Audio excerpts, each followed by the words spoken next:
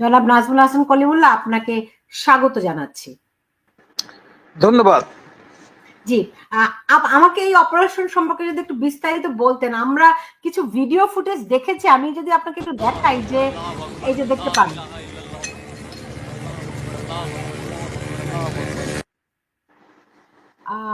আমি আবার একটু প্লে করি।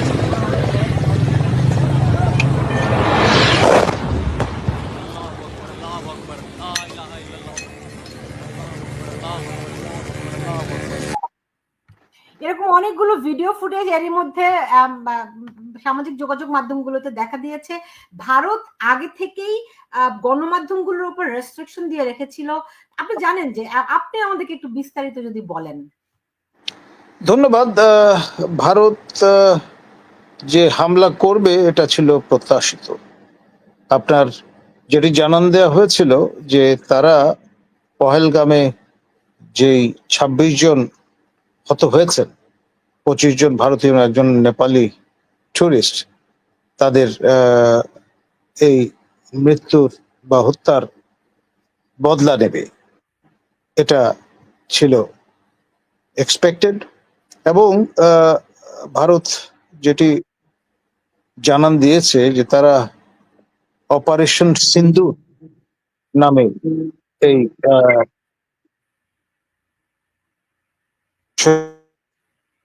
করেছে, ৯টি লক্ষ্য বস্তুতে আঘাত এনেছে পাকিস্তান অ্যাডমিনিস্ট্রেটেড কাশ্মীর এবং পাকিস্তানে।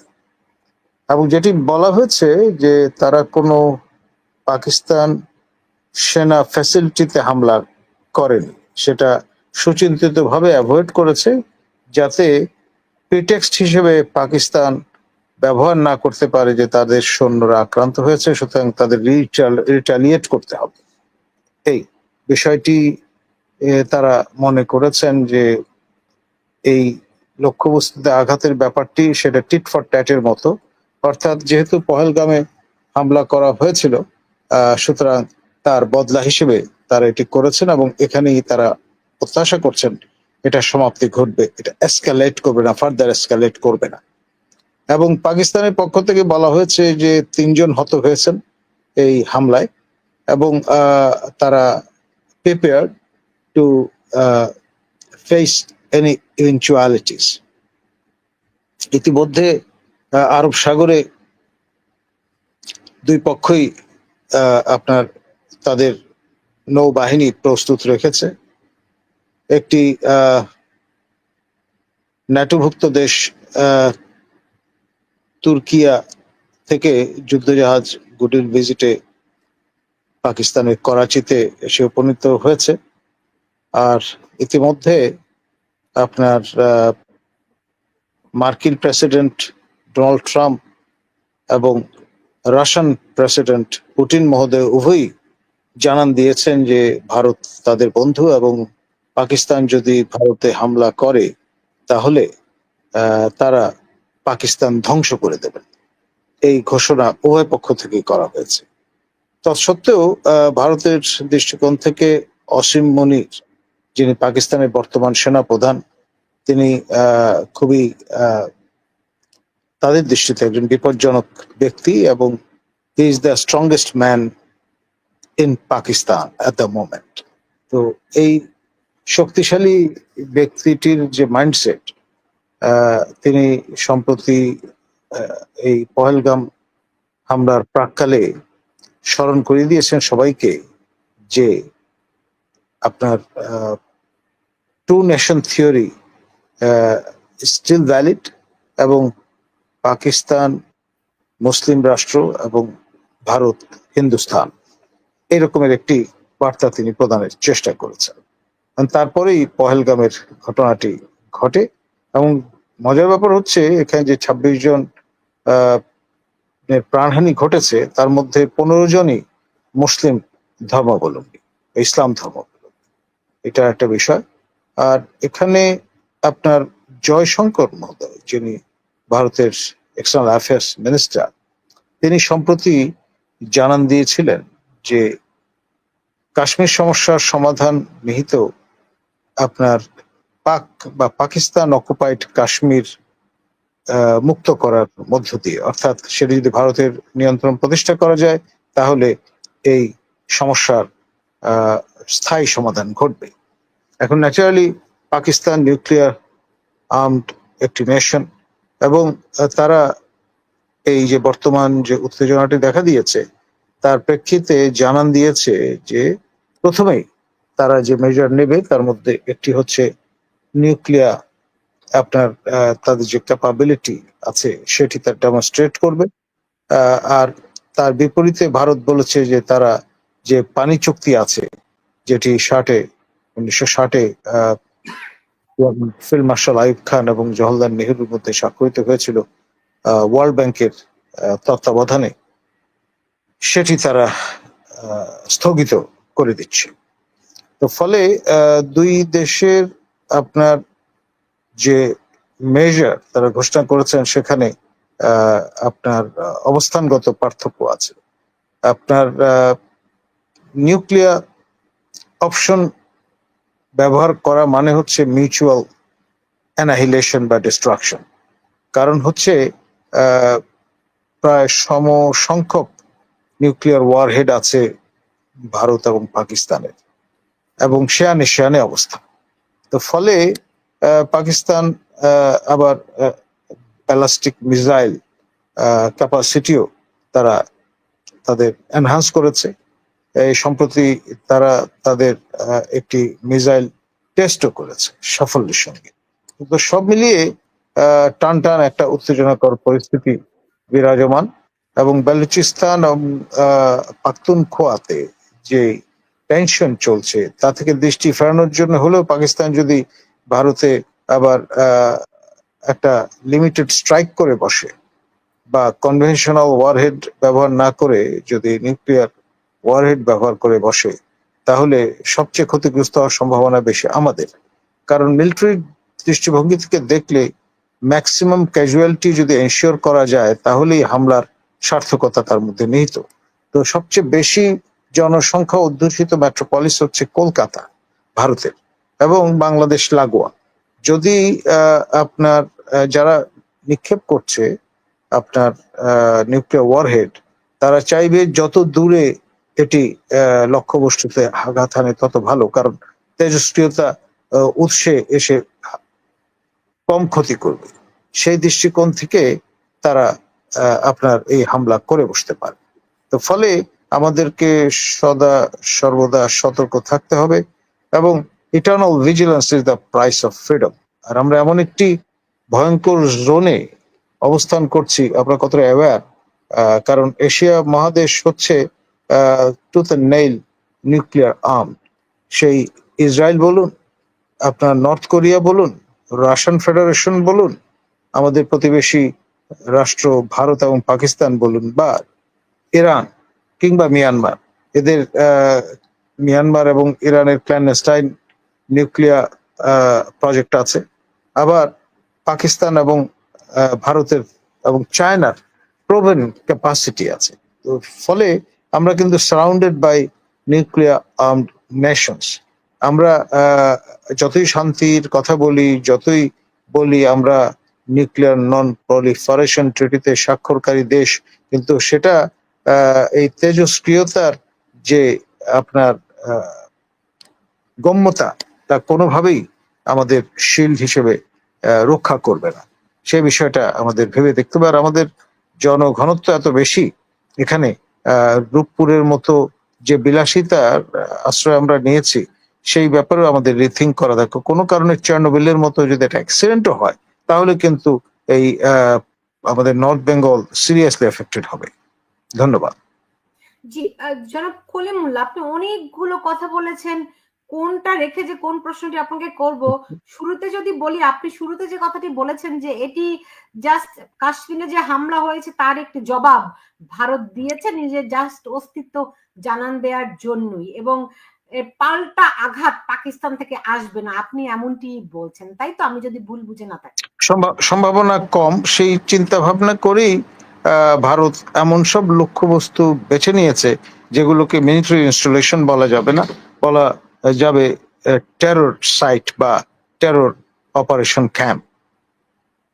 ওকে, তাতে কি এই এই মিসাইল হামলায় বা অপারেশন সিন্ধু এখন পর্যন্ত যতটুকু কয় ঘন্টা হয়েছে আমি ঠিক এক্স্যাক্টলি বলতে পারবো না, আপনি নিশ্চয়ই আমাকে বলতে পারবেন এই হামলা এটা কয়টায় শুরু হলো?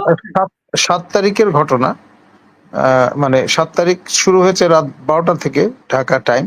তো ন্যাচারালি এখন বাজে 3টা 43 ঢাকা টাইম। তো ফলে এই 12টা থেকে 3টা 43-এর মধ্যেই ধরুন 3টা পর্যন্ত যদি সময় ধরি, এর মধ্যেই সংগঠিত হয়েছে। রাইট কারণ ভারত তার লক্ষ্য বস্তু 9টি লক্ষ্য বস্তুতে আঘাত হানার সঙ্গে সঙ্গে কিন্তু আমি খবর পেয়েছি। আর আমার এমনি খরগোশের মতো কান খাড়া করা আছে, কারণ এই অঞ্চলে যে উত্তেজনা বিরাজ করছে তার পারদ কদ্দূর পর্যন্ত গিয়ে পৌঁছায় সেটি আমি নিবিড়ভাবে পর্যবেক্ষণ করছি। রাইট, সে আমরা জানি দেখি এই রাতের বেলাতেও বাংলাদেশে তো এখন অলমোস্ট ভোর রাত, তাই আপনাকে পেয়েছি, আমি জানি সেটি। এখন যদি জাস্ট এখন পর্যন্ত কোথাও কোনো রকম হতাহতের কোনো খবর পাওয়া গেছে কিনা? আছে আছে, পাকিস্তানিরা দাবি করেছেন যে তাদের 3জন নাগরিক হত হয়েছে। হত হয়েছেন মানে নিহত হয়েছেন? নিহত হয়েছেন, জি। তারা কি বেসামরিক? সম্ভবত, কারণ ভারত প্রথমেই বলে নিয়েছে তারা কোনো সামরিক লক্ষ্যবস্তুতে আঘাত হানবে না। নীতিগতভাবে দাঁড়ান স্যার, কোন সামরিক লক্ষ্যবস্তুতে আঘাত না করলে তাহলে ভারত কি সিভিলিয়ানদের উপর বা বেসামরিক লোকদের উপর তা আঘাত করতে পারে না? তাদের ভাষায় এরা টেরোরিস্ট, মানে সিভিলিয়ান পপুলেশনের একাংশ টেরোরিস্ট হতে পারে, সেই সম্ভাবনা উড়িয়ে দেওয়া যায় না। তার মানে এরকম, আসলে শব্দটি এরকম হতে পারে যে তারা অভিযুক্ত সন্ত্রাসী লক্ষ্যবস্তুতে আঘাত করেছে। এটা ভারতের ন্যারেটিভ। আবার পাকিস্তানকে যদি জিজ্ঞেস করে তারা বলবে এরা ছিল কাশ্মীরের স্বাধীনতাকামী। তো এটা দৃষ্টিভঙ্গির ব্যাপার, কিভাবে দেখছেন এবং কয়েনেজটা কিভাবে করা হচ্ছে। Right right. তো এইটা গেল একটা, যে কাদেরকে উদ্দেশ্য করে ভারত এই হামলা চালালো এবং ভারত এটির কোনো জবাব, পাকিস্তান এটির কোনো জবাব দেবে না, এটি আপনি কি বিশ্বাস করতে পারেন? এমনটি ভারত ভাবছে, কারণ তাদের যুক্তিটা হলো কোথাও কোন রকম ইঙ্গিত, তারা তাদের যে অপারেশন সিন্দুরের যে ডেসক্রিপশনটা হাজির করেছে জনসমক্ষে, তাতে এরকমের বর্ণনা আছে। সেই জন্যই তার উপর ভিত্তি করে আমি অনুমানটি করছি বা বক্তব্যটা হাজির করছি। ওকে, কি রকম আমাদেরকে আরেকটু বিস্তারিত করে বলেন, কারণ আমরা প্রতিবেশী দেশ, ফর নাথিং আমাদের প্রাণ যাবে, সুতরাং এই জন্য আরেকটু বিস্তারিত যদি আমাদেরকে বলতেন। দেখুন, আপনার ভারতকে এবং পাকিস্তানকে রাশিয়া এবং আমেরিকা উভয় পক্ষই রীতিমতো কশনারি নোট প্রদান করেছে, তারা যাতে আর যাই হোক নিউক্লিয়ার অপশনটাকে বিবেচনায় না নেন। কিন্তু আউট অফ ডেসপারেশন আপনার পাকিস্তান প্রথমেই এই অপশনটা চুজ করে বসতে পারে, সেই বিবেচনায় ভারত এই রিস্কটা নেয়নি, ঝুঁকিটা নেয়নি। তারা তাদের ভাষায় টেরর ক্যাম্পে হামলা করেছে, তারা পাকিস্তানের কোনো মিলিটারি ইনস্টলেশনে আঘাত হানেনি, যাতে পাকিস্তান সেনাবাহিনী এটিকে প্রিটেক্সট হিসেবে ব্যবহার করে পাল্টা এবং লাস্ট অপশন ব্যবহার না করে বসে। এখন ধরেন কোনো কোনো সামরিক স্থাপনায় আঘাত করলো না, কিন্তু তার মানে পাল্টা আঘাত করবে না এর কোনো নিশ্চয়তা তো পাওয়া যায় না, কারণ পাকিস্তানের ভূখণ্ডে যদি আপনি হামলা করে থাকেন, ইটসেলফ পাকিস্তানে আপনি হামলা করেছেন, রাইট? সেখানে আপনি কি পাকিস্তানের সামরিক স্থাপনায় করেছেন নাকি বেসামরিক স্থাপনায় করেছেন? Does it really matter? দেখুন, আপনার ডিজুরো সেন্সে আজাদ কাশ্মীর যেটি পাকিস্তানি অ্যাডমিনিস্ট্রেটেড, সেটি ভারতের দৃষ্টিতে ডিসপুটেড টেরিটরি। আবার পাকিস্তানের দৃষ্টিতে ও এটি অমীমাংসিত ইন এ ওয়ে, এটি পাকিস্তানের তত্ত্বাবধানে আছে বলা যেতে পারে, জিম্মায় আছে, কিন্তু সরাসরি এখন পর্যন্ত পাকিস্তান ইসলামিক রিপাবলিকের অংশে রূপান্তরিত হয়নি।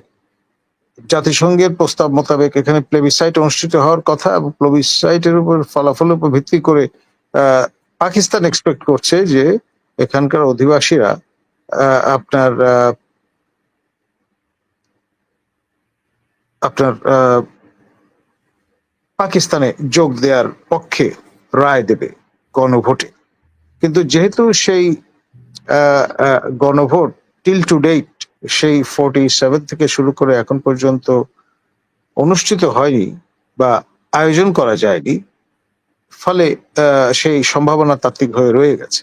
তা আপনার জ্ঞাতার্থে জানাচ্ছি, পাকিস্তান দাবি করেছে তারা ভারতীয় 2টি বিমান ভূপাতিত করেছে, যুদ্ধ বিমান, ইন রিটালিয়েশন। এর আগে আজকে ওকে, আমরা গত সপ্তাহে 2-3 দিন আগে শুনেছিলাম যে ভারতের 2টি যুদ্ধ বিমানকে তারা পাকিস্তান তাড়িয়ে দিয়েছে। একটা তাড়িয়ে দেয়া আর একটি ভূপাতিত করা, দুটোর মধ্যে পার্থক্য আছে। না, সেটাই, ভূপাতিত কি আজকের কথা আজকের ঘটনা। ওকে, সেটা কতক্ষণ আগের? এই বেশিক্ষণ আগে হবে না, এই ঘন্টা তিনেকের সময়ের মধ্যেই ঘটেছে হয়তোবা। ও মানে মিসাইল হামলার পরের ঘটনা। জি জি জি জি জি, বুঝতে পারলাম। তার মানে আপনি যদি বলেন যে পাকিস্তান পাল্টা হামলা করবে না, আমার মনে হয় এটি ঠিক না, বরং এটা ভারতের অনুমান ছিল, কিন্তু তারপরেও আমি বলবো এটা মেজার্ড রেসপন্স। আপনার লাস্ট অপশন যেটি, অর্থাৎ নিউক্লিয়ার আপনার অপশনটা অ্যাপ্লাই করা থেকে এখন পর্যন্ত পাকিস্তান বিরত আছে। না, তা তো বিরত আছে, তো আপনাকে আপনি জিন্দা থাকতেন। ভারতে মারলে তারা তো, আপনি যেটি বললেন, সর্বোচ্চ দূরত্বে পাকিস্তান মারার চেষ্টা করবে। সো সর্বোচ্চ দূরত্বে মারতে গেলে তো আমাদের গায়ে এসে লাগবে, রাইট? আপনার বিশেষ করে আমাদের খুলনা ডিভিশন এবং রাজশাহী ডিভিশন হার্ড হিট হবে। ঢাকা ডিভিশন যেহেতু কিছুটা দূরে, ফলে তেজস্ক্রিয়তার মাত্রা কম হওয়ার কথা। তবে কম বেশি সবাই আমরা এফেক্টেড হবো, এতে কোনো সন্দেহ নেই, কারণ তেজস্ক্রিয়তা পাসপোর্ট ভিসা মেনে অগ্রসর হবে না। রাইট। এখন আমরা এই আশঙ্কা আসলে স্যার একটু বোঝার চেষ্টা করছি কতখানি, কারণ পাকিস্তান শুরু থেকেই তারা হুঁশিয়ারি বা হুমকি দিয়ে রেখেছে তাদেরকে আঘাত করলে তারা নিউক্লিয়ার বোমা ছুড়বে, এই ঘোষণা প্রথম চুটি তারা দিয়ে রেখেছে। এখন আমরা কি করে বুঝি যে তারা এই কাজটি করবে না? দেখুন, ভারত যদি সর্বাত্মক ভাবে হামলা করে বসে, পাকিস্তান ন্যাচারালি বসে থাকবে না, তারাও সর্বশক্তি দিয়ে তা প্রতিরোধ করবার চেষ্টা করবে, জলে, স্থলে, অন্তরিক্ষে।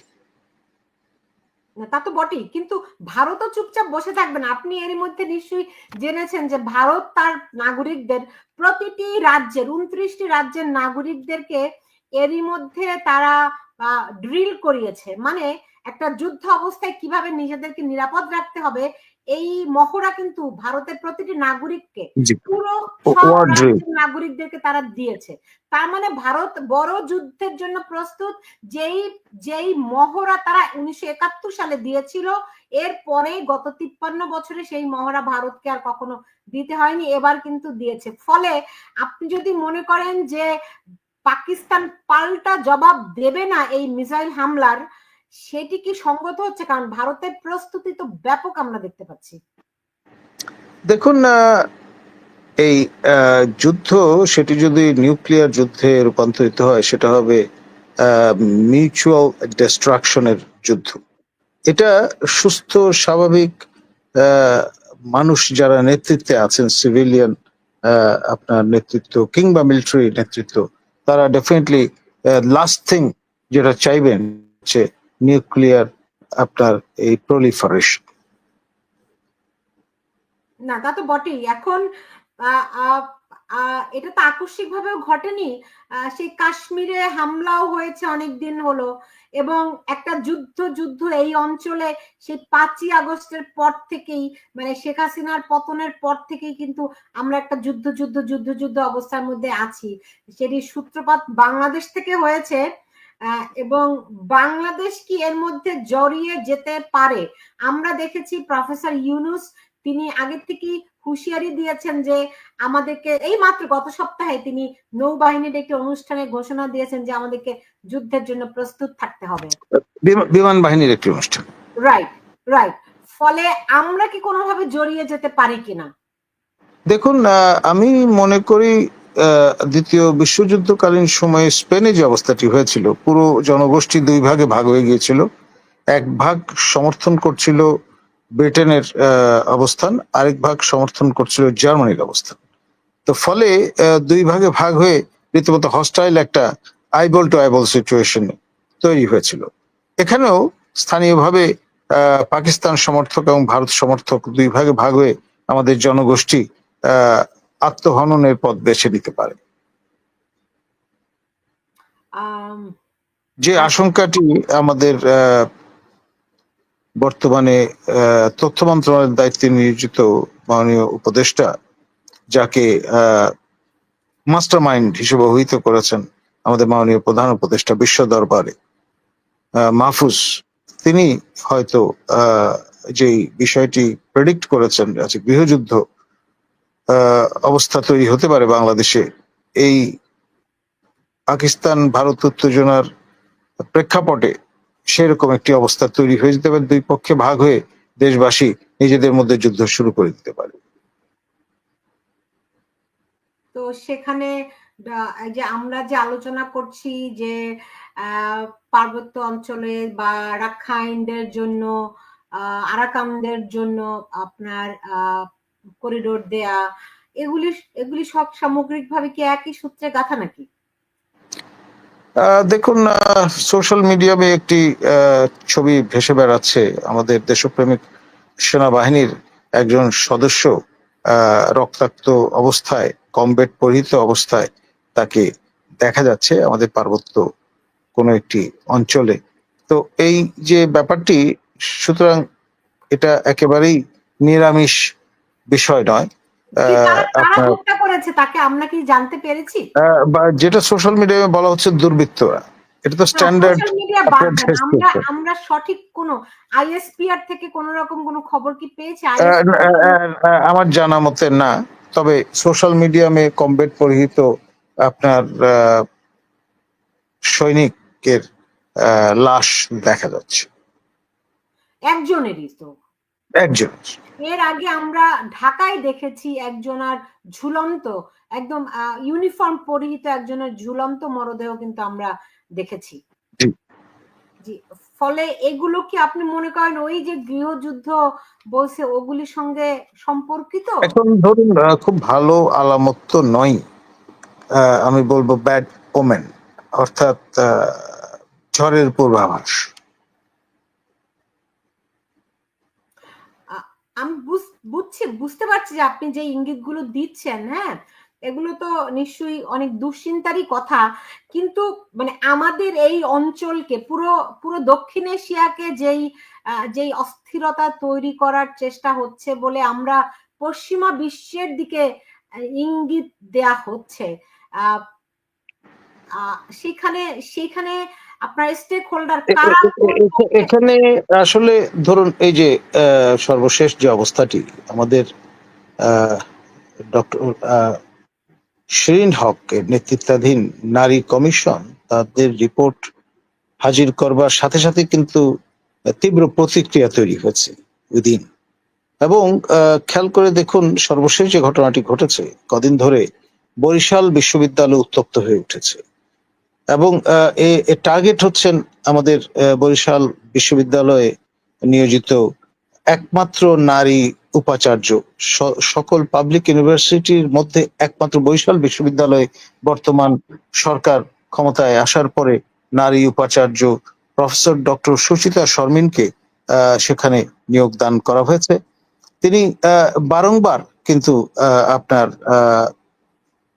প্রতিবন্ধকতার সম্মুখীন হচ্ছেন। তাকে অপসারণের জন্য কিছু ছাত্র ছাত্রী কিংবা শিক্ষক তারা বারংবার সংঘবদ্ধ হচ্ছেন। এবং যে বিষয়টি লক্ষণীয়, যে তিনি এমন একটি পরিবার থেকে এসছেন যেটি প্রগতিশীল পরিবার। তার পিতা আমাদের সর্বজন শ্রদ্ধেয় আপনার professor doctor Abul Kashem sir, তিনি তার ইতিমধ্যে তার এক পুত্র, এক কন্যার মধ্যে পুত্রকে হারিয়েছেন। অভিজিৎ হত্যাকাণ্ডের কথা নিশ্চয়ই আপনার মনে আছে। হ্যাঁ হ্যাঁ সেই হ্যাঁ, অভিজিৎ হত্যার সঙ্গে কয়েকদিন যুক্ত পরে এই তার হত্যাকাণ্ডটি দীপু, তার জি প্রকাশক, বইয়ের প্রকাশক দীপান, প্রফেসর সুচিতা শর্মিনের সহোদর, তাকে প্রকাশ্যে আপনার শাহবাগে আজিজ সুপার মার্কেটে হত্যা করা হয়েছে। এবং আপনার US state department $5 million bounty ঘোষণা করেছেন, সেটি কিন্তু এখনো বহাল আছে। তো ফলে এটা একটা আন্তর্জাতিক ডাইমেনশন আছে। আপনার বরিশাল বিশ্ববিদ্যালয় অস্থিতিশীল করে প্রফেসর সুচিতা শর্মিনকে আনসিট করবার যে চেষ্টা, সেটি সত্যি দুর্ভাগ্যজনক, এবং সেটি যাবতীয় যা কিছু অর্জন এই বর্তমান ইউনূস সরকারকে প্রশ্নবিদ্ধ করে তুলবে।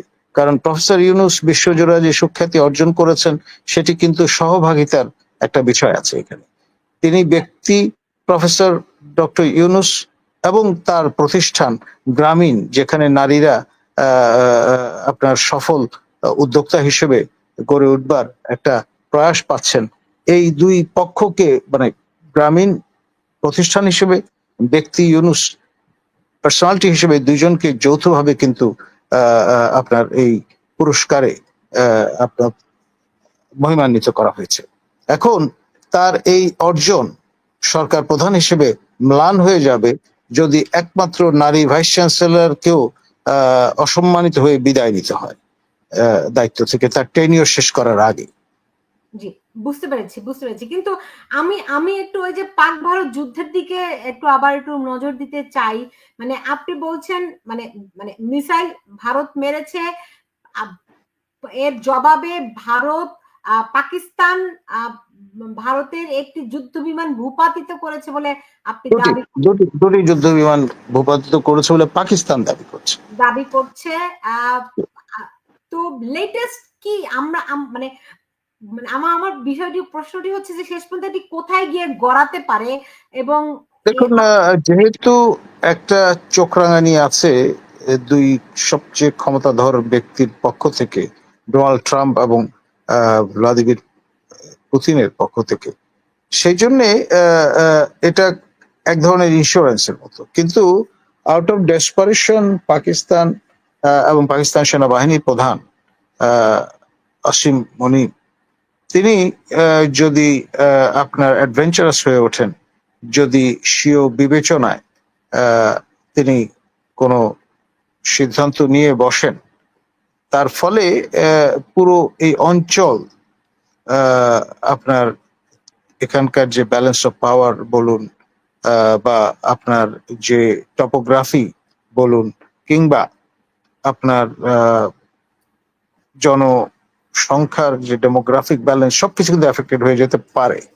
এবং এখানে ধরুন পাকিস্তান এবং ভারত যৌথভাবে যে যার মতো করে যদি জয়েন্ট মাশরুমের জন্ম দেয়, তাহলে সেটার বিভীষিকা অনেকদিন পর্যন্ত এশিয়া মহাদেশকে তাড়া করে ফিরবে। আপনার মনে রাখতে হবে যে পৃথিবীতে প্রথম দুটি আপনার আণবিক বোমা নিক্ষিপ্ত হয়েছিল এই মহাদেশে, দূর প্রাচ্যে, জাপানে, হিরোশিমা এবং নাগাসাকিতে।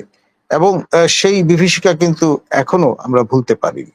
এবং 21st সেঞ্চুরিতে এসে এত বছর পরে যদি আবারও তার পুনরাবৃত্তি ঘটে, তাহলে এই দুঃখ আমরা রাখবো কোথায়?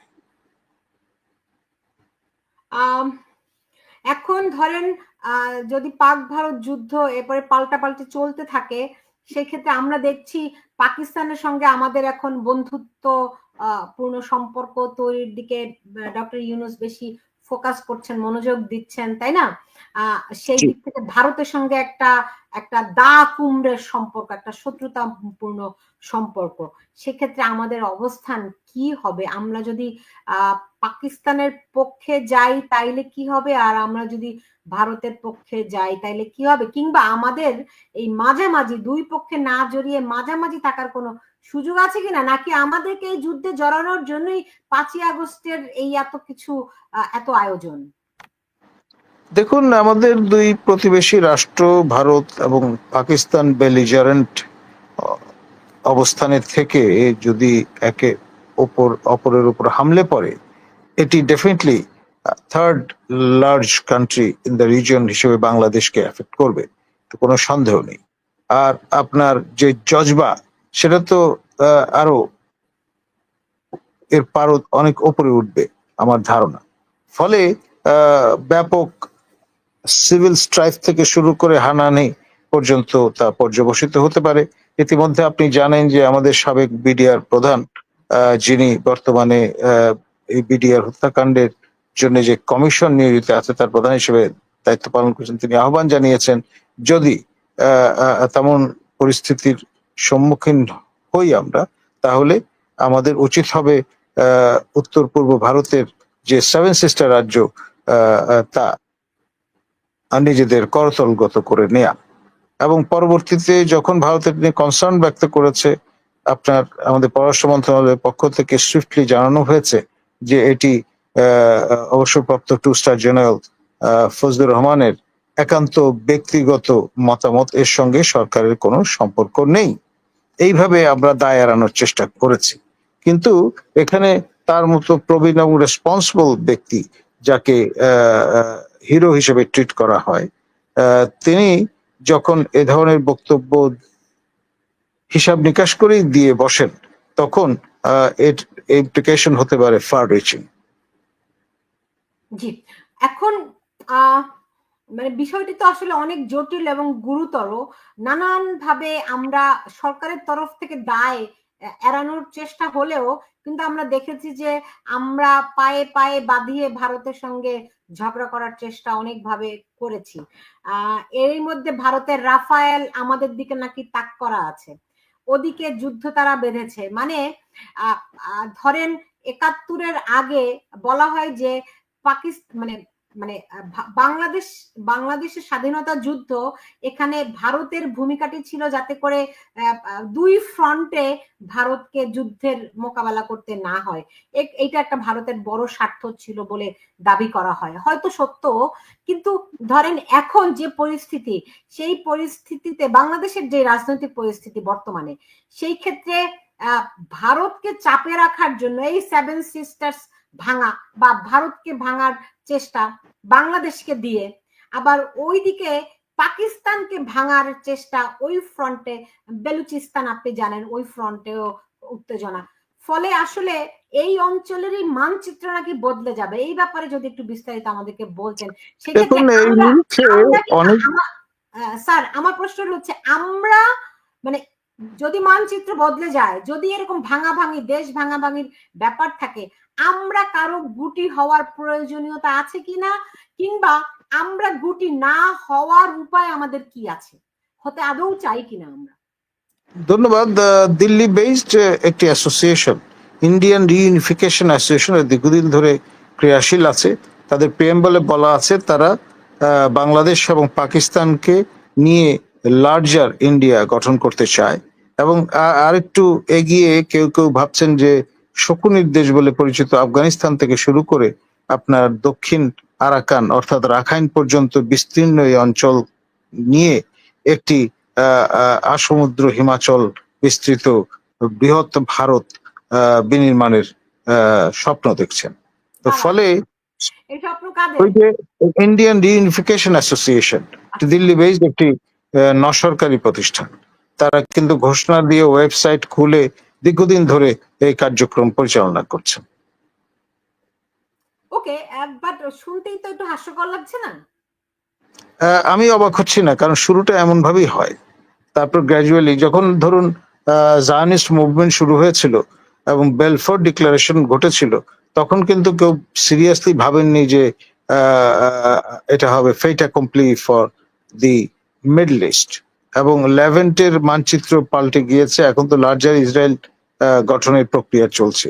তারই ধারাবাহিকতায় যদি লার্জার ইন্ডিয়া আপনার বাস্তবে রূপ দেওয়ার কাজ শুরু হয়, তাহলে অবাক হওয়ার কিছু থাকবে না। এটা একটুখানি শুনতে একটু বেশি বেশি শোনাচ্ছে, বাস্তবসম্মত আসলে মনে হচ্ছে না, এটা পসিবলও না, মানে আমি যতটুকু বুঝি। স্যার দেখুন, আপনার ফর এক্সাম্পল পাকিস্তান যদি সিজ টু এক্সিস্ট করে, তাহলে বাংলাদেশের রাষ্ট্র হিসেবে টিকে থাকার ডিজুরো বেসিস আর থাকে না। কারণ 2 নেশন থিওরির উপর ভিত্তি করে আপনার পাকিস্তান এবং ভারতের মানচিত্র তৈরি হয়েছে। আর পাকিস্তান, স্যার মাশরেকে পাকিস্তান, মাশরেকে পাকিস্তান, মাগরেবে পাকিস্তান, এইভাবে দুটি উইং নিয়ে কিন্তু 47-এর ডোমিনিয়ন হিসেবে এই রাষ্ট্রটির আত্মপ্রকাশ ঘটেছিল এবং বাংলাদেশের মানচিত্র কন্ডিশন হয়ে গেছে 47-ই। আমরা কিন্তু সেখান থেকে এটাকে বের করে নিয়ে আসতে পারিনি। স্যার স্যার সেই সেই যে যেই 47-এর যে মতবাদ তা কি আমরা 71-এ বাতিল করে দেইনি? কিন্তু মানচিত্র তো পাল্টাতে পারেননি, মানচিত্র পাল্টানো যায়নি। এখন ধরুন পাকিস্তান, পাকিস্তানের আমাদের নিজস্ব করে আমাদের দেখুন মানচিত্র পেয়েছি। পাকিস্তানের পাকিস্তানের প্রভিন্স গুলো যেমন বেলচিস্তান যদি আজকে স্বাধীনতা ঘোষণা করে বসে এবং পরে সিন্ধু তো অনেকদিন ধরে এরকম একটা চিন্তা করছে, এখন তারা একে একে যদি এক একটা প্রভিন্স আলাদা হয়ে পরবর্তীতে ওই ইউক্রেন স্টাইলে আপনার বৃহত্তর এন্টিটির সঙ্গে যুক্ত হয়ে যায়, তখন আমাদের এখানেই লোকজন পাওয়া যাবে খুঁজে যারা মনে করছেন যে আপনার 47 পূর্ব মানচিত্রে ফিরে যেতে চান। আমি অবাক হব না। তারা তো অলরেডি এরকম ঘোষণা, এই যে আমি বলি যে জঙ্গি ছাত্ররা, হ্যাঁ ছাত্র না, এই যে আমি বলি নাহিদ সার্জিস্টরা যারা এখন রাজনৈতিক দল গঠন করেছে, তারা তো শুরু থেকেই 47 সালে ফিরে যেতে চায়। তারা তো 71-কে আমলে নেয়নি। আপনি কি নিশ্চয়ই তাদের দিকে ইঙ্গিত করেছেন? আমি পরিষ্কার করে এই বিষয়ে কিছু বলবো না এই পর্যায়ে, কারণ এই প্রপোজিশনটা ভয়ঙ্কর এবং বিপজ্জনক। এই জন্যে যে আপনার সবকিছু কিন্তু এমব্রায়োনিক একটা স্টেজে আছে।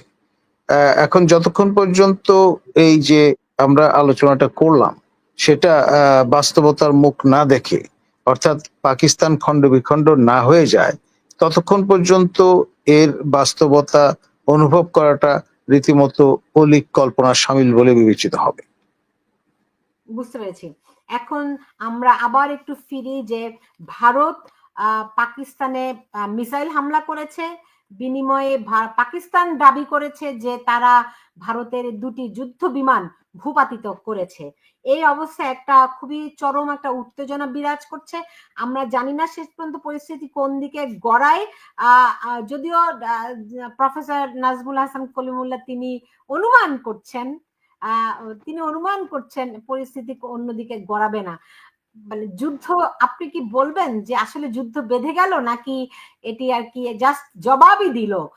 মানে ভারত শুধু কাশ্মীরে হামলার একটি জবাব দিল, যুদ্ধ কিছু নয়, ব্যাপারটা কি এরকম? দেখুন, তারা মেইনল্যান্ড পাকিস্তানকে বাছাই না করে কেন আজাদ কাশ্মীরকে লক্ষ্যবস্তু হিসেবে ধরে নিল? এই জন্য যে তারা মনে করে এটা ডিসপুটেড টেরিটরি, তাদের ক্লেইম আছে, পাকিস্তান জবরদখল করে রেখেছে আজাদ কাশ্মীর ইত্যাদি ইত্যাদি, এবং সেখানে আবার নানান রেমিফিকেশন আছে, বাল্টিস্তান আছে। কাশ্মীরের মহারাজা, ডোগরা মহারাজা হরি সিং এর যে Jammu and Kashmir princely state, সেই স্টেটের আবার করদ রাজ্য ছিল আপনার এই বাল্টিস্তানের ছোট ছোট সামন্ত রাজ্যগুলো। এবং মোহাম্মদ আলী জিন্না খুব কায়দা করে বাল্টিস্তানের এই প্রিন্সলি করদ রাজ্যগুলোকে সরাসরি পাকিস্তানে যোগদানের বিষয়টি নিশ্চিত করেছিলেন। তো ফলে সেটা আরেক জটিল পরিস্থিতি তৈরি করেছে। আবার কাশ্মীরের একটি অংশ ফিল্ড মার্শাল আইয়ুব খান চায়নাকে উপহার দিয়েছেন, প্রায় 4000 কিলোমিটার জায়গা। তো ফলে সেই আপনার ভিত্তিকে কাজে লাগিয়ে চীন সেই জায়গার নিয়ন্ত্রণ নিয়েছে। অ্যাপার্ট ফ্রম আকসাই চীন সিনো ইন্ডিয়া যে কনফ্লিক্টটা হয়েছিল 60-এর দশকে, তার সূত্র ধরে তারা দুটি জায়গায় তাদের দখল নিশ্চিত করেছিল, একটি আকসাই চীন, আরেকটি হচ্ছে NEFA, north eastern frontier agency, যেটি বর্তমানে অরুণাচল প্রদেশ বলে বিবেচিত। অরুণাচলে তারা যেই টেরিটরি তাদের তাবে নিয়ে এসেছিল সেটি ইউনিল্যাটারালি তারা ছেড়ে দিয়ে চলে যায়, কিন্তু আকসাই চীনের দখল তারা ছাড়েনি টিল টু ডেট। এখন স্যার, এবং সেই থেকে কাশ্মীর 3 ভাগে বিভক্ত হয়ে আছে, Chinese administered Kashmir, Pakistan administered Kashmir এবং Indian administered Kashmir. Right sir. এখন ধরেন আমরা জানি বাংলাদেশে বিএনপি চেয়ারপারসন খালেদা জিয়া মাত্রই ফিরেছেন, ফলে যেই ন্যারেটিভ গুলি আমরা এতদিন দেখে আসছিলাম, ইউনূস সরকার একতরফা ভাবে করে আসছিল, বলছিল যে যুদ্ধ চোখে চোখ রেখে ভারতের বিরুদ্ধে ভারতের সঙ্গে লড়বে, কিংবা আপনি যে মাহফুজ আলমের কথা বললেন যে গৃহযুদ্ধের প্রস্তুতি নেয়ার কথা, তারা কেউ রাজনীতিবিদ নন, রাজনৈতিক দলের যে দায় দায়িত্ব থাকে সেগুলিও তাদের নেই। আপনার কি মনে হয় এই পরিস্থিতিতে, এই যুদ্ধ পরিস্থিতিতে বেগম জিয়া যেহেতু দেশে ফিরেছেন, সেটির একটা আলাদা কোনো সিগনিফিকেন্স থাকবে, যাতে আমরা এই যুদ্ধে, এখানে সুপার পাওয়ারের খেলা হচ্ছে, আমরা আসলে বাংলাদেশ যে আসলে কিছুই না, বাংলাদেশ জাস্ট একটা ভূখণ্ড তারা ব্যবহার করতে চাইছে, এর বেশি কিছু না, সেখানে আমাদের ক্ষতির চেয়ে কোনো লাভের কিছু নেই, সেইখানে কি বিএনপি চেয়ারপারসন, আমি জানি তিনি অসুস্থ, কিন্তু তার উপস্থিতি একটা গুরুত্বপূর্ণ বিষয়, তো আলাদা করে কোনো ভূমিকা বিএনপি রাখতে পারবে বলে কি আপনার মনে হয়? দেখুন, বেগম খালেদা জিয়া তিনি একজন বর্ষিয়ান নাগরিক, অভিভাবকত্বের একটি জায়গায় গিয়ে উপনীত হয়েছে। তার এই সুস্থ হয়ে প্রত্যাবর্তন করা, তুলনামূলক বিচারে সুস্থ হয়ে ফিরে আসাটা আপনার নতুন মাত্রা কিন্তু যোগ করেছে। আপনার এখানে যে ইন্টারিম সরকার ক্ষমতায় আছে, সেখানে ফর্মিডেবল একজন ক্যান্ডিডেট যখন, যার পক্ষে সম্ভব স্টিয়ারিং হুইল ধরা, তিনি যখন ফিজিক্যালি এই চরাচরে এসে হাজির হন, তখন আপনি সেটা ইগনোর করবার মতো বিষয় বলে মনে নাও করতে পারেন, এবং তিনি যদি অ্যাসার্ট করা শুরু করেন তাহলে আপনার ডেইজ নাম্বারড হয়ে যেতে পারে ইন্টারিম সরকারে। রাইট। সেই ক্ষেত্রে আমরা জানি যে এরই মধ্যে আওয়ামী লীগেরও কর্মীরা তারা ক্ষুদ্র ক্ষুদ্র করে মিছিল করছে, সেই মিছিল তাদের দীর্ঘ হচ্ছে, এদিকে শেখ হাসিনা প্রতিনিয়তই বিভিন্ন সব জেলায় তার বক্তব্য দেয়া হয়ে গেছে, হয়তো আর দুই একটি জেলা বাকি থাকলেও থাকতে পারে, আমি ঠিক খুব ভালো করে জানি না, হয়তো দুই একটি জেলা এখনো বাকি আছে। তিনি আমরা জানি একবার বলেছিলেন যে চট করে চলে আসতে পারেন, এরকম যুদ্ধ পরিস্থিতি হলে তিনি কি চট করে চলে আসার মতো অবস্থায় থাকবেন কিনা, বা সেরকম কোনো আশঙ্কা, সম্ভাবনা, যাই বলি না কেন, কারণ এই মুহূর্তে বাংলাদেশের রাজনৈতিক দলগুলোর ভূমিকাটি সবচেয়ে গুরুত্বপূর্ণ, তাৎপর্যপূর্ণ বলে আমার মনে হয়। আমি ব্যক্তিগতভাবে মনে করি ভারতের আশ্রয়ে তিনি যেহেতু বর্তমানে আছেন, তারা তাদের দৃষ্টিকোণ থেকে শেখ হাসিনাকে সীমান্ত অতিক্রম করতে দিয়ে তার জীবনের ঝুঁকি তৈরি হয় এরকম একটি পরিস্থিতিতে দেখতে চাইবেন না। তো ফলে এবং তিনি কিন্তু আমাদের সীমান্ত থেকে অনেক দূরে, সেই দিল্লির সন্নিহিত অঞ্চলে অবস্থান করছেন বলে বিশ্বস্ত সূত্রে জানা যায়। ফলে আপনার ভারত এক ধরনের অভিভাবকত্বের ভূমিকায় আছে, তারা জেনে শুনে তার জীবন বিপন্ন হতে পারে এরকম কোনো ঝুঁকি তাকে নিতে অবশ্যই ডিসকারেজ করবেন বলে আমার ধারণা। এখন স্যার, আওয়ামী লীগ বারবার করে দাবি করে আসছে যে তারা এখনো বৈধ সরকার, রাইট? এটি আপনার তাদের কোনো নেতৃবৃন্দ এমনটি বলবার চেষ্টা করেন। কোনো নেতৃবৃন্দ, শেখ হাসিনা নিজেও বলেন। এখন যদি, এবং ভারতের পক্ষ থেকে বলা হচ্ছে যে তারা ডক্টর ইউনূস সরকারের সঙ্গে তেমন কোনো বিষয়ে আলোচনা করতেই চান না, শুধু ভারত নয়, আসলে কোন দেশই এখন পর্যন্ত ডক্টর ইউনূস সরকারের সঙ্গে সেই অর্থে কোন রকম কোন চুক্তি, এমনকি প্রফেসর ইউনূস চায়না গেছেন, কোনো চুক্তি কিন্তু করতে পারেননি, কারণ তিনি নির্বাচিত সরকারে নন। তো সেই দিক থেকে যদি একটা বড় ধরনের যুদ্ধ পরিস্থিতি সৃষ্টি হয়ে যায় এবং সরকারের বৈধতার বিষয় থাকে, সেই ক্ষেত্রে কি ভারত শেখ হাসিনাকে ব্যবহার করতে পারেন? দেখুন, মানে দাবার ঘুঁটি বা পণ হিসেবে ব্যবহার করার দুটি দিক আছে। একটি হচ্ছে, if the person concerned allows her to be used as a pawn, সেটা একটা বিষয়।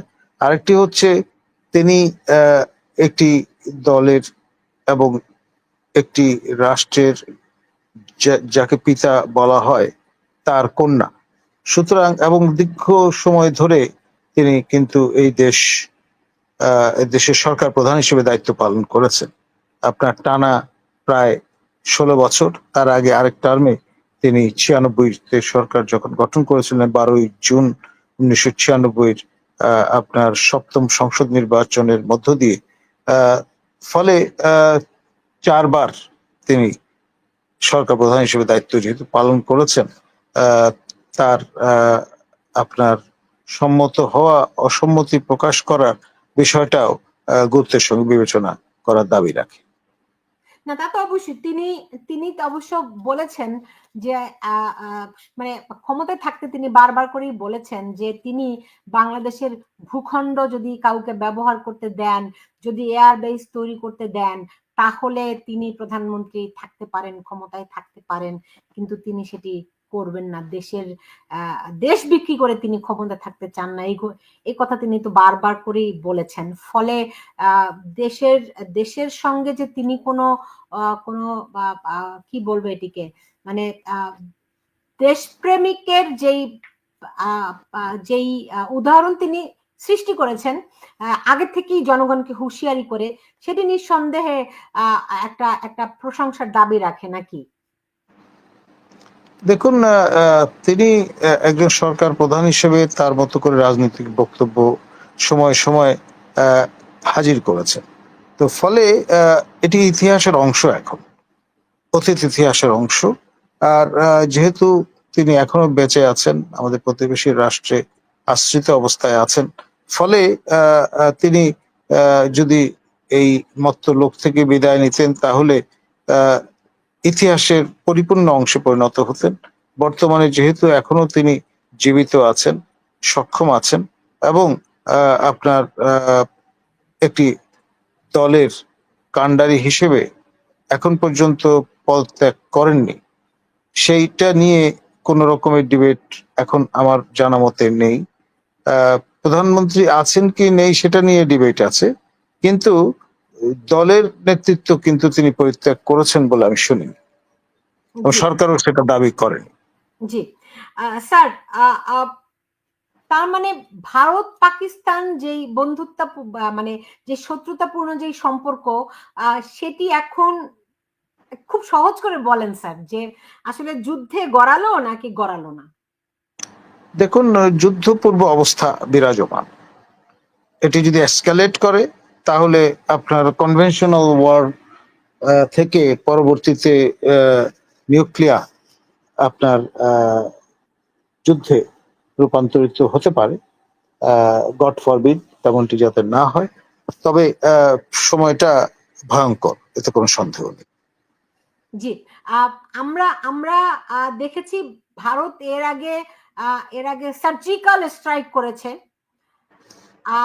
আপনার কি মনে হয় এবারও তারা সেই পথে হাঁটবে?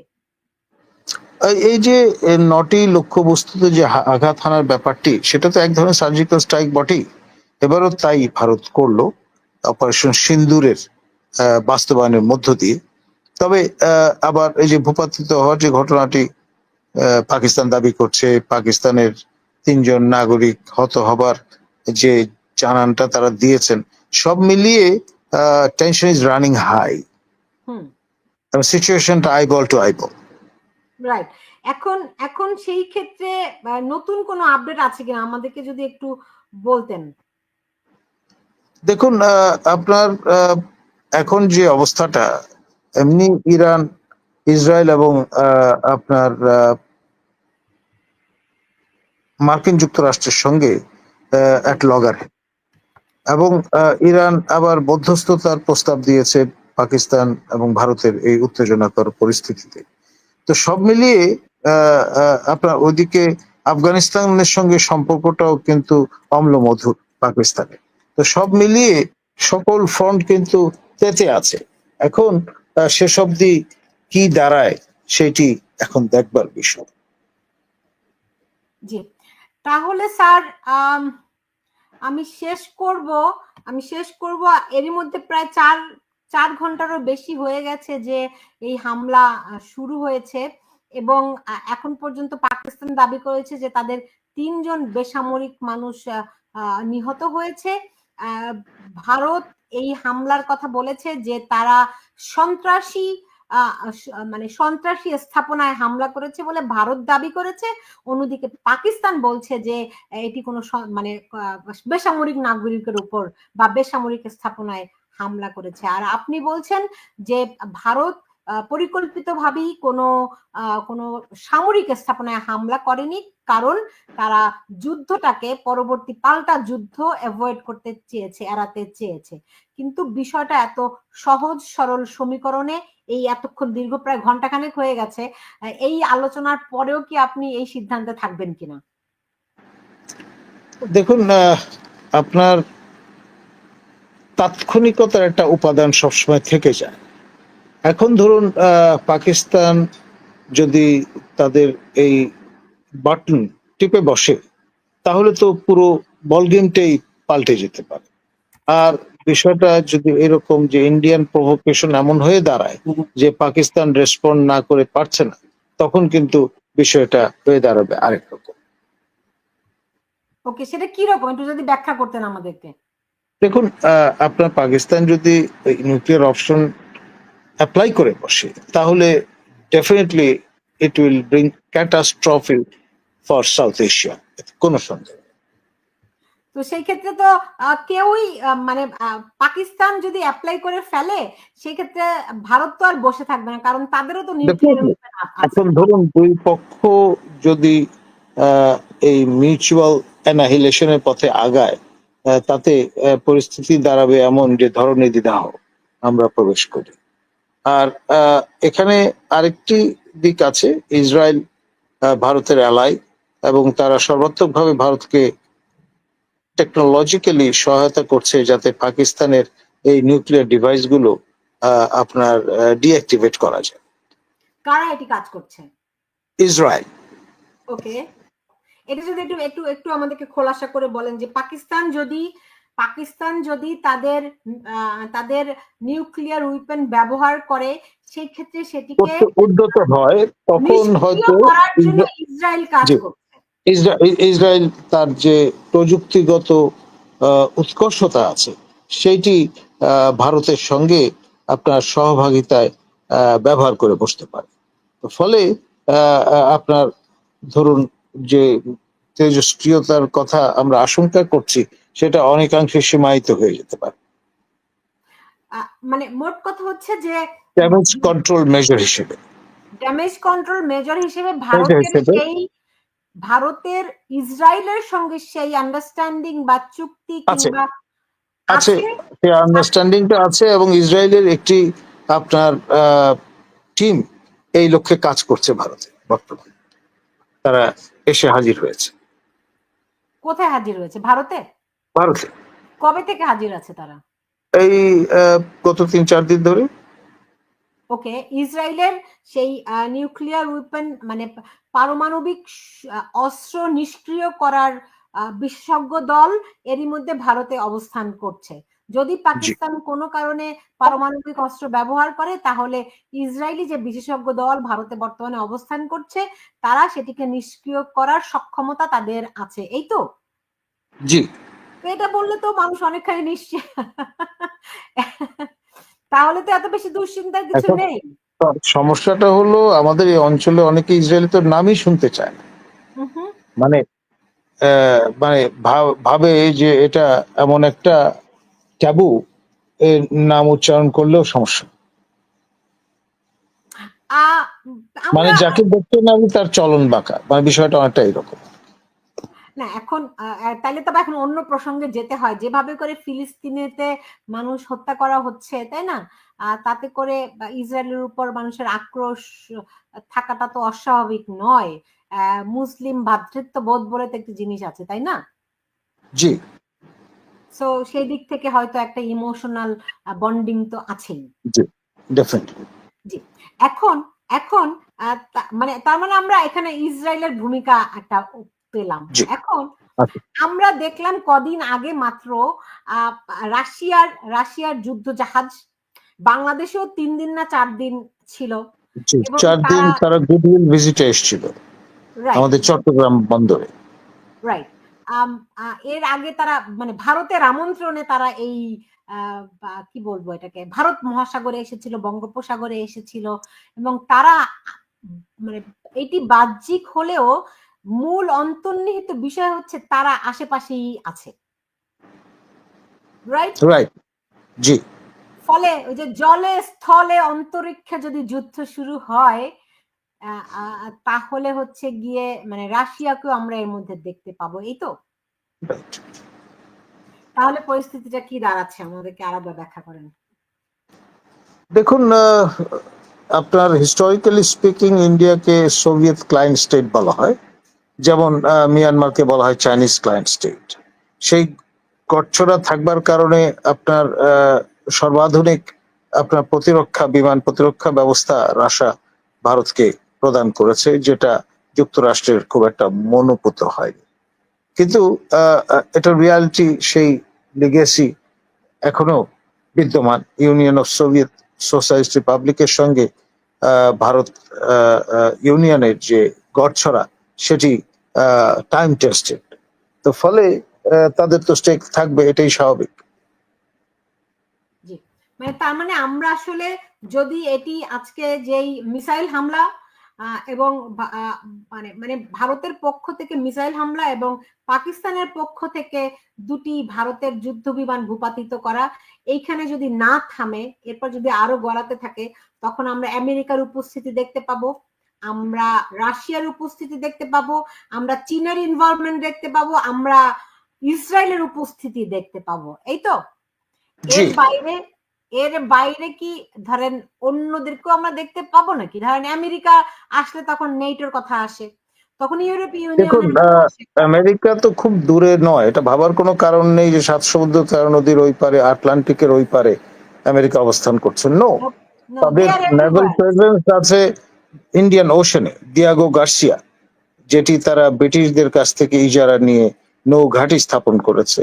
এবং 71 মহান স্বাধীনতা যুদ্ধের জন্য আমাদের কাছে যেমন তাৎপর্যপূর্ণ একটি বছর, ঠিক তেমনি ভাবে এই অঞ্চলের জন্য তাৎপর্যপূর্ণ বছর হচ্ছে 71, কারণ 1971-এ শেষবারের মতো ব্রিটিশ নৌবহর এই অঞ্চলে বিদ্যমান ছিল। তারপর তারা ইভ্যাকুয়েট করে চিরতরে চলে যায়। তাদের যে শূন্যস্থান সেটি পরিপূরণে এগিয়ে আসে মার্কিন যুক্তরাষ্ট্র। তাদের সেই ডিয়াগো ইয়ে থেকে গার্সিয়া থেকে আসতে তাদের সম্ভবত আধা ঘন্টার সময় লাগবে, রাইট? এটা ডিপেন্ড করবে আপনি বায়ুপথে আসবেন না জলপথে আসবেন তার উপর, বা ডুব দিয়ে আসবেন আপনার যেটা আমরা বলি যে সাবমেরিন, সে সাবমেরিন দিয়ে ডিপেন্ডস। বুঝতে পেরেছি। তো মানে আসলে আমরা একটা ছোট দেশ, তো এরকম বড় বড় দেশের হুঙ্কার শুনে, অবশ্য এরকম হুঙ্কার 71-এও তো ছিল, কিন্তু তারপরেও তো আমরা জয় করেছি। মানুষ যখন ঐক্যবদ্ধ থাকে তখন তো আসলে যত বড় সুপার পাওয়ারই হোক না কেন, কিন্তু আমরা তো ঐক্যবদ্ধ নই। এখন ওই যে বললাম, দেশ দুই ভাগে ভাগ হয়ে আছে, প্রো ইন্ডিয়ান এবং প্রো পাকিস্তানি, দুই ধরনের লোকে ভরপুর। হ্যাঁ, তো আমরা অবশ্য সেটা তো 71-এও ছিল, এমন তো না যে 71-এ ছিল, তবে খুব টেল্টেড ছিল, খুব মুষ্টিমেয় লোক জনসংখ্যা অনুপাতে তারা আপনার পাকিস্তানের পক্ষ নিয়েছিল। অধিকাংশ মানুষ মুক্তিযুদ্ধের পক্ষে অবস্থান